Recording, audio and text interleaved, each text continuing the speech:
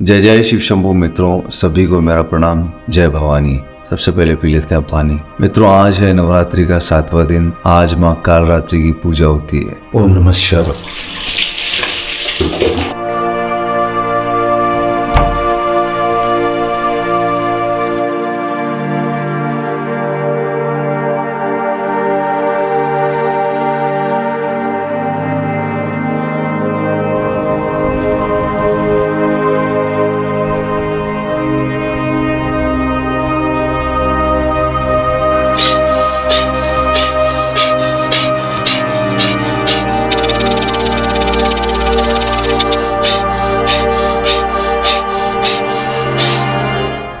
दिमाग एकदम खुल गया है। मित्रों, इतनी तीव्र भस्त्रिका का सबसे अच्छा परिणाम तो ये होता है कि हमारे फेफड़ों में टोटल 6000 के करीबन छिद्र है, लेकिन एक आम जिंदगी में वो जो 6000 छिद्र है उसमें से सिर्फ 2500-3000 छिद्र ही खुले रहते हैं, और जो स्मोक करते हैं उनके तो सच में 2-2500 ही खुले रहते हैं। तो इससे क्या होता है कि बाकी के जो 3000 छिद्र है वहाँ पर गंदगी जमा रहती है, CO2 जमा रहती है, प्राण ऊर्जा वहाँ तक पहुँचती नहीं। तो इस कारण इंसान के अंदर आलस्य रहता है, एनर्जी नहीं रहती। तो भस्त्रिका के बहुत महत्व बताए गए हैं। तो एक तो वो होती है भस्त्रिका, ये बैठ के, ये उससे भी एडवांस है जो मैं कर रहा हूँ, क्योंकि इसमें तो पूरी बॉडी हिल रही है। जितनी ताकत मैं लगा सकता हूँ पूरी ताकत लगा रहा हूँ। तो इसके परिणाम और भी तगड़े हैं, क्योंकि ओशो का जो सक्रिय ध्यान है उसका पहला चरण है, डायनामिक मेडिटेशन का पहला चरण है, जिसमें 10 मिनट तक श्वास को बाहर तेजी से फेंकने पे ही ध्यान दिया जाता है। जितनी आप में ताकत होती है ताकत से आप बाहर फेंकिए, बस शरीर अपने आप खुद ही ले लेगा सांस। बस आपको छोड़ने पे ध्यान देना। अगर हम लगातार ये करते हैं तो 2-5 दिन 6 दिन में हमें महसूस होने लगता है कि यार फेफड़ा बड़ा मजबूत हो गया है। सच में, अगर कोई, मैं कह रहा हूँ, अगर कोई स्मोक करता है और वो चाहता है कि इसको छोड़ दे, तो उसके लिए सबसे बढ़िया है भस्त्रिका और थोड़ी रनिंग। वो अपने आप छूट जाएगा। रनिंग करो, भस्त्रिका करो, ये अपने आप ही छूट जाएगा। तो दोस्तों, हम रनिंग करते हैं।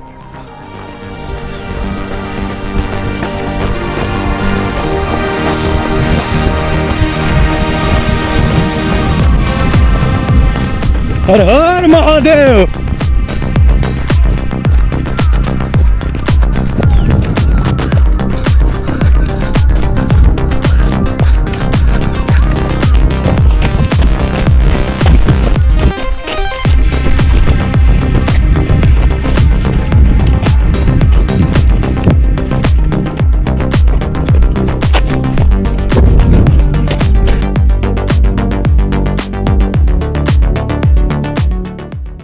महादेव, भोलेनाथ, हर हर महादेव, चंद्रमौली आपकी जय हो, बाबा भोले भंडारी आपकी जय हो।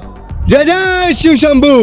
हर हर महादेव, भोलेनाथ, शंभुनाथ, हर हर महादेव। तो जयकारा हो गया। अभी देखो दोस्तों, सूर्य देवता जो है ना अस्ताचल से बाहर आ गए हैं। बहुत ही प्यारा नज़ारा है। पूरे संसार की संपदा को भी अगर एक तरफ रख दिया जाए तो ये जो पल है ये ज़्यादा कीमती मालूम पड़ रहा है मुझे। मित्रों, हाँ मैं देखो अभी ना यहाँ पे 200 रुपये मिले। ये देखो 200 रुपये पड़े। अब ये किसके हैं पता नहीं। तो ये पैसे हमें मिले ना, तो ये 200 रुपये हमारे नहीं है, ये किसी और की संपत्ति है, लेकिन हमें मिल गई है। तो अब इसको हम किसी अच्छे कार्य में इस्तेमाल करेंगे, खुद के ऊपर खर्च नहीं करेंगे। ठीक है ना? चलो अब नीचे चलते हैं।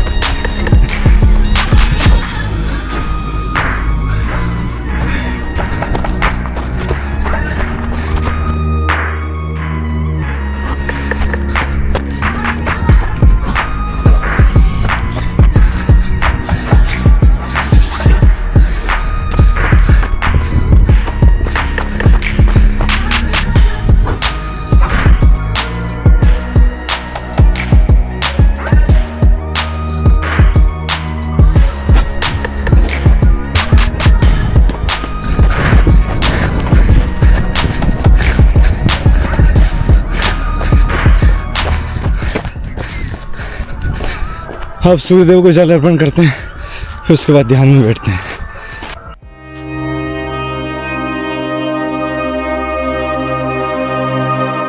मित्रों, आज हम सबसे पहले करेंगे 30 मिनट आज्ञा चक्र पर अंतर्मुखी ध्यान। मित्रों, 30 मिनट हम आज्ञा चक्र पर रहे, अंतर्मुखी त्राटक ध्यान किया हमने। दोस्तों, जैसे मोबाइल के अंदर एक नेटवर्क ऐसी होती है, अगर वो नहीं हो ना तो सिग्नल पकड़ ही नहीं सकता, उसके बिना आप किसी से बात नहीं कर सकते। वो नेटवर्क ऐसी ही सिग्नल को पकड़ती है। ऐसे ही, ठीक ऐसे ही हमारे इस शरीर के अंदर एक नेटवर्क ऐसी है। आपको समझाने के लिए उदाहरण ले रहा हूँ मैं। हमारे आज्ञा चक्र के पीछे उसको बोलते हैं मेडिकल साइंस में पीनियल ग्लैंड, ठीक है ना। तो वो जो चीज़ है, कुछ सालों तक अच्छे से ईमानदारी से ध्यान करे, गहरी साधना करे, तो ये पीनियल ग्लैंड यानी कि तीसरी आँख खुलने लगती है, जागने लगती है। उसके बाद उसको कोई किताब पढ़ने की ज़रूरत नहीं है। दुनिया में जितना भी ज्ञान है, जितनी भी सही बातें हैं, जितने भी सिद्धों ने जो वचन कहे हैं, वो सब उसको अपने आप अंदर ही अंदर सुनाई देने लगता है। उसको सारा ज्ञान स्वतः ही होने लगता है। उसको कुछ भी पढ़ने की ज़रूरत नहीं है, सारा ज्ञान उसको खुद ब खुद होने लगता है जब ये नेटवर्क ऐसी ओपन होती है। जैसे एक पर्टिकुलर, अगर मुझे किसी को फ़ोन लगाना है तो मेरा एक पर्टिकुलर नंबर है मेरे पास जो मेरे मोबाइल में, वो डायल किया जाएगा तभी मेरे फ़ोन में घंटी आएगी।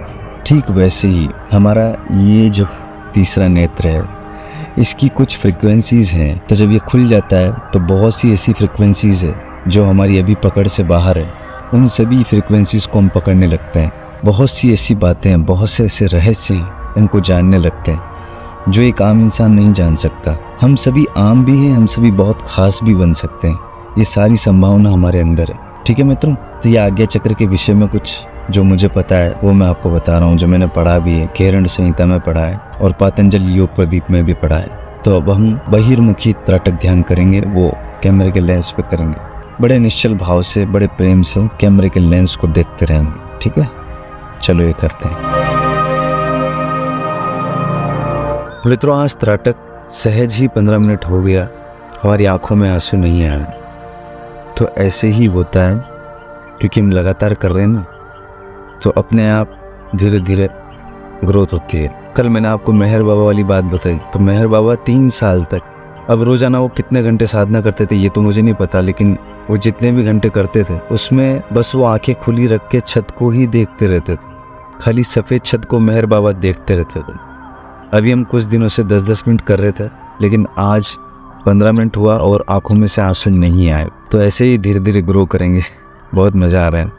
तो अब हम चैंटिंग करने बैठेंगे, प्रभु के नाम का स्मरण करेंगे।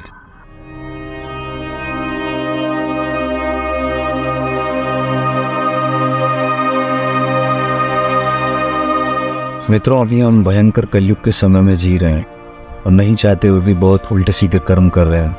इसलिए अपने हर कर्म के प्रति सावधान हो जाइए, क्योंकि जो भी आप कर रहे हैं वो आपको भुगतना पड़ेगा। चाहे मैं हूँ, चाहे आप हो, चाहे दुनिया का कोई भी जीव हो। ये नियम मनुष्यों पर लागू ज़्यादा होता है, क्योंकि जो पशु हैं और बाकी सारी जितनी भी योनियाँ हैं वो वैसे ही दंड योनियाँ हैं। वो उस योनि में अपने पिछले कर्मों के भार का ही निर्वहन कर रहे हैं।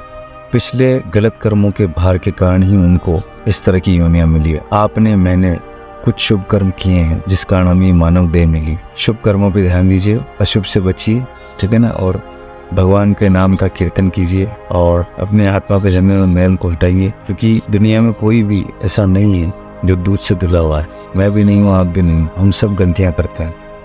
ऐसा कोई भी नहीं है जो गलती नहीं करता है, लेकिन हम एक ही गलती को दोबारा ना दोहराएं, इसका प्रयास रहना चाहिए। मित्रों, अब हम शवासन में लेटेंगे।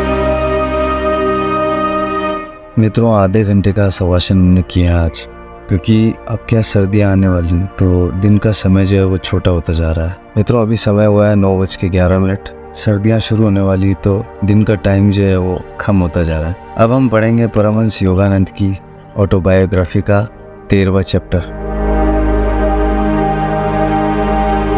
मित्रों, आज योगी कथा अमृत में हमने पढ़ा योगानंद जी, जिनके गुरु थे युक्तेश्वर जी, और युक्तेश्वर जी के जो गुरु थे उनका नाम था लाहिड़ी महाशय। वो परम सिद्ध थे। योगानंद जी अपने गुरु से जिद करके कि नहीं मुझे हिमालय जाना है, तो वो निकल गए क्योंकि मुझे पहाड़ बुला रहे हैं, जबकि गुरु की तरफ से आज्ञा भी नहीं मिली थी। मौन में गुरु चले गए थे जब उन्होंने ये प्रश्न किया कि मुझे हिमालय जाना है, तो गुरु ने मौन स्वीकृति दे दी। मित्रों, योगानंद जी वहाँ से हिमालय की ओर निकले मिलने एक संत से जिनका नाम था राम गोपाल मजूमदार। वो थे लाहिड़ी महाशय के शिष्य, जैसे कि उनके गुरु योगानंद जी के जो गुरु हैं युक्तेश्वर जी महाराज, वो भी लाहिड़ी महाशय के शिष्य थे। मित्रों, राम गोपाल मजूमदार जो थे वो एक सिद्ध संत थे। उन्होंने 20 साल गुफाओं में, बंगाल की जो गुफाएं थी वहाँ 20 साल ध्यान करके आत्म साक्षात्कार को उपलब्ध हुए थे।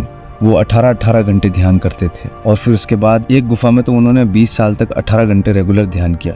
फिर उसके बाद वो शिफ्ट हो गए एक और डीप अंदर चले गए, कहीं जहाँ बिल्कुल ही निर्जन था। वो वहाँ चले गए, वहाँ उन्होंने 25 साल ध्यान किया। तो जब योगानंद जी उनसे मिले तो योगानंद जी ने उनसे कहा कि आप मुझे समाधि के दर्शन क्यों नहीं करा देते, आप मेरी समाधि क्यों नहीं लगा देते। तो विनींद्र संत ने उनसे कहा कि यूं समझो कि अगर 100 वाट के बल्ब में मैं 400 वाट का करंट दौड़ा दूंगा तो क्या होगा, वो बल्ब फट जाएगा, फ्यूज हो जाएगा। तो तुम्हारा जो शरीर है वो अभी समाधि को झेलने के लायक नहीं है, वो डेवलप करना पड़ेगा। अभी वो स्थिति नहीं आई कि तुम्हें मैं समाधि लगवा दूं तुम्हारी, या कि मैं तुम्हारी कुंडलिनी जागरण कर दूं। क्यों? क्योंकि इतनी ऊर्जा तुम झेल नहीं पाओगे, तुम्हारी एक एक कोशिका, एक एक तंतु, एक एक नस फट जाएगी। इसलिए मित्रों, कोई सोचता है ना कि यार मैंने तो इतना ध्यान किया, मेरे को अभी तक साक्षात्कार नहीं हुआ। क्या पता हमारी क्या यात्रा चलती आ रही है अनंत जन्मों से। अब जैसे मैं इस चीज़ को प्रेम करता हूँ, आध्यात्म को, ध्यान करना मुझे पसंद है, तो इसका मतलब कहीं ना कहीं पिछले जन्मों में मैंने ये किया है, इसीलिए मुझे इन चीज़ों में रस आ रहा है। तो जो भी लोग आध्यात्म के अंदर हैं किसी भी तरह से जुड़े हुए, तो उनकी पिछली यात्रा है। जब तक हम उस लायक नहीं होंगे तब तक वो चीज नहीं होगी। तो कोई कहता ना यार भगवान के दर्शन नहीं हुए, मुझे आत्म साक्षात्कार नहीं हुआ, ज्ञान व्यान सब बकवास बातें। तो भाई तुमने दिया कितना है, कितना समय दिया है इसको। विनींद्र संत जो थे, राम गोपाल जी मजूमदार, डेली 18 घंटे ध्यान करते थे। मैं अभी क्या कर रहा हूँ, आधा घंटा। 18 घंटे निर्जन गुफा में वो ध्यान करते थे। 20 साल उन्होंने किया, उसके बाद 25 साल और गए, फिर उसके बाद उनको आत्म साक्षात्कार हुआ। तो ये यात्रा पूर्णतः धैर्य की है, असीम धैर्य की है। जितना धैर्य आप रखोगे उतना ही आपके लिए अच्छा है, और जो अधैर्य रखता है उसके लिए मार्ग नहीं है। अध्यात्म का कोई मार्ग नहीं, न भक्ति में, न ध्यान में, न योग क्रिया में। योग क्या है, जोड़ी तो है, खाली ये आसन करना योग नहीं है। योग है जोड़, आपका उस शक्ति से, आपका उस परम शक्ति से जोड़, आप दोनों का मिलन ही योग है। वही प्लस होना है, वही जुड़ जाना है। ध्यान करने के लिए किसी को हिमालय जाने की आवश्यकता नहीं है। वहाँ जाए तो वो माहौल आपको सहयोग करेगा, लेकिन इसकी कोई ज़रूरत नहीं कि आप वहाँ जाएं तभी आपका ध्यान लगेगा। आप ध्यान कहीं भी लगा सकते हैं, आप भक्ति कहीं भी कर सकते हैं, आप जिस भी स्थिति में हैं वहीं से शुरू कर सकते हैं। बस आपके अंदर दृढ़ संकल्प होना चाहिए, और आपका संकल्प जितना महान होगा, जितना दृढ़ होगा, उतना ही जल्दी आपको अपने गुरु के दर्शन होंगे। क्योंकि आपको गुरु ढूंढता है, जैसे शिष्य गुरु को ढूंढता है वैसे गुरु भी शिष्य को ढूंढता है। तो ये था आज जो हमने पढ़ा उसका सार। सभी को मेरा प्रणाम। जय जय शिव शंभू, जय भवानी। मिलते हैं कल।